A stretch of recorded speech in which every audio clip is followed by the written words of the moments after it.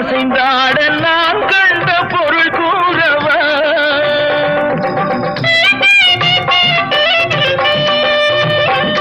என் அண்ணாவை ஒரு நாளும்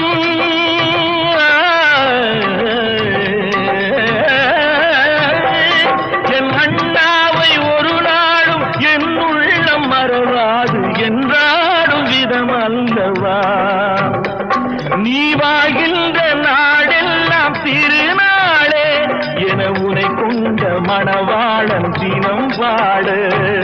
பூமழை தூவி வசந்தங்கள் வாழ்த்த ஊர்வலம் நடக்கின்றது